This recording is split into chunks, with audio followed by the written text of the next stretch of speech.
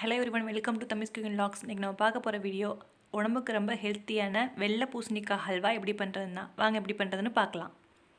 ஹல்வா பண்ணுறதுக்காக வெள்ளை பூசணி எடுத்துகிட்டு அதில் உள்ள விதைகள்லாம் எடுத்துகிட்டு தோலை சீவி எடுத்துகிட்டு விதை ரிமூவ் பண்ணதுக்கப்புறம் உள்ள ஒரு ஹார்ட் லேயர் இருக்கும், அதே எடுத்துகிட்டு ஸ்லைஸ் பண்ணி வச்சுருக்கேன். ஒரு கப் அளவுக்கு, ஹாஃப் கப் அளவுக்கு சுகர், நெய் தேவையான அளவு, கொஞ்சம் கிஸ்மிஸ் முந்திரி, 3 ஏலக்காய் எடுத்து தட்டி வச்சுருக்கேன், ஒரு பிஞ்ச் அளவுக்கு ஃபுட் கலர். ஹல்வா பண்ணுறதுக்கு தேவையான பொருட்கள்லாம் எடுத்தாச்சு. இப்போ ஹல்வா எப்படி பண்ணுறதுன்னு பார்க்கலாம். அதுக்கு பாத்திரத்தை வச்சிடலாம். ஃபஸ்ட்டு பாத்திரம் காயட்டும். பாத்திரம் காஞ்சதுக்கப்புறமா கொஞ்சமாக நெய் சேர்த்துக்கோங்க. கிஸ்மிஸ் முந்திரியை லைட்டாக வறுத்து எடுத்து வச்சுக்கலாம். நெய் காஞ்சதுக்கப்புறமா அதில் முந்திரியையும் கிஸ்மிஸையும் சேர்த்துக்கலாம். சேர்த்துட்டு நல்லா வறுத்து எடுத்துக்கலாம். இப்போது கிஸ்மிஸ் முந்திரி நல்லா வறுபட்டாச்சு. இப்போ நம்ம அதை தனியாக ஒரு பிளேட்டுக்கு மாற்றிக்கலாம். இப்போ நம்ம அதே பாத்திரத்தில் ஹல்வா பண்ண ஸ்டார்ட் பண்ணிடலாம். அதில் கொஞ்சம் நெய் அதிகமாக சேர்த்துக்கோங்க. நெய் காஞ்சதுக்கப்புறமா இப்போ நம்ம அதில் நம்ம வெள்ளை பூசணி எடுத்து வச்சுருந்ததை உள்ளே சேர்த்துக்கலாம். வெள்ளை பூசணி சீக்கும் போது நிறைய தண்ணி கிடைக்கும், அதை தனியாக எடுத்துட வேணாம்.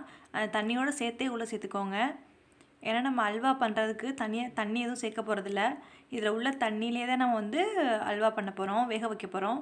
அதனால் தனியாக எடுத்துக்க வேணாம், உள்ளே சேர்த்துருங்க. நல்லா மிக்ஸ் பண்ணி விட்டுட்டு இதை நல்லா ஒரு மூடி போட்டு மூடி வச்சுருங்க. ஒரு 20 மினிட்ஸ்க்கு நல்லா வேகட்டும். அதுக்கப்புறமா எடுத்து பார்க்கலாம். பாருங்கள், இப்போ தண்ணி தெரியுது. நமக்கு வெள்ளை பூசணி நிறையா தண்ணி கிடைக்கும். நம்ம அதை மூடி வச்சிடலாம். ஸ்டவ்வை மீடியம் ஃப்ளேமில் வச்சுட்டு மூடி போட்டு மூடி வைங்க. இப்போ மூடி வச்சாச்சு, நல்லா வேகட்டும். ஒரு 10 மினிட்ஸ்க்கு அப்புறம் ஓப்பன் பண்ணி பார்க்கலாம். இப்போ ஓப்பன் பண்ணி பார்க்கலாம். பாருங்கள், பூசணியிலேருந்து நம்ம தண்ணி எதுவுமே சேர்க்கலை, கொஞ்சம் கூட தண்ணி சேர்க்கலை. பூசணிலேருந்து தண்ணியெல்லாம் வெளில வந்திருக்கு.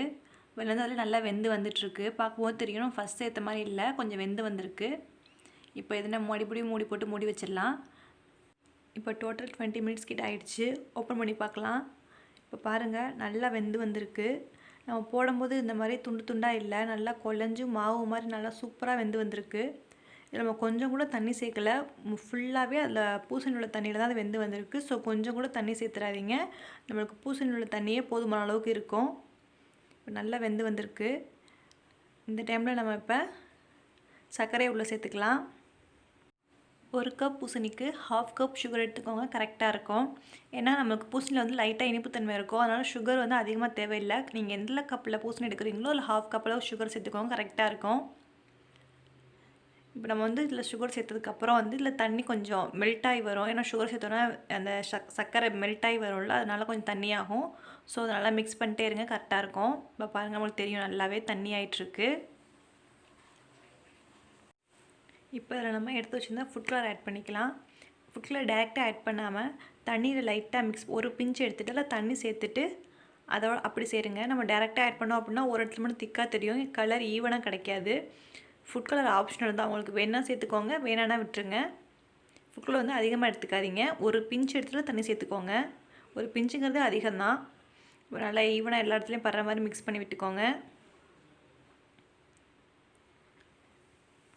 இப்போ நம்ம இதில் தட்டி வச்சுருந்த ஏலக்காய் எடுத்து உள்ளே சேர்த்துக்கலாம். நீங்கள் இப்படி தட்டியும் சேர்க்கலாம், அப்படி இப்படி வேணாம் அப்படின்னா நீங்கள் பவுட்ரு பண்ணி கூட உள்ள சேர்த்துக்கோங்க. நல்லா மிக்ஸ் பண்ணிக்கோங்க.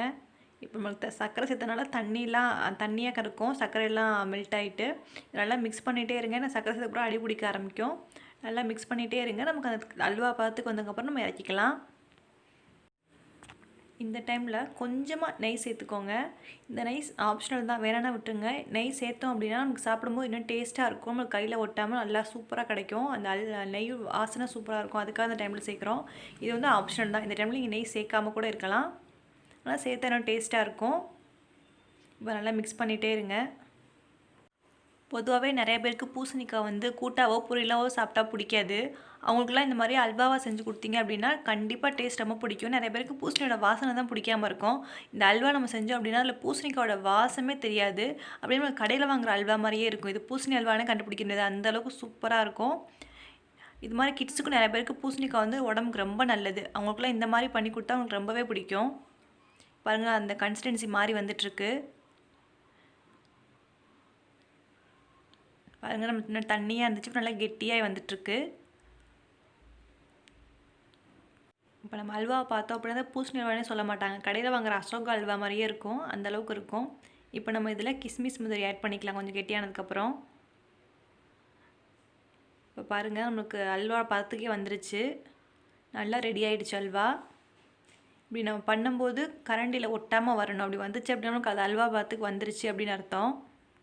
இப்போ நமக்கு சூப்பரான வெள்ளை பூசணி அல்வா ரெடி ஆகிடுச்சு. இப்போ நம்ம இதை தனியாக ஒரு பிளேட்டுக்கு மாற்றிக்கலாம்.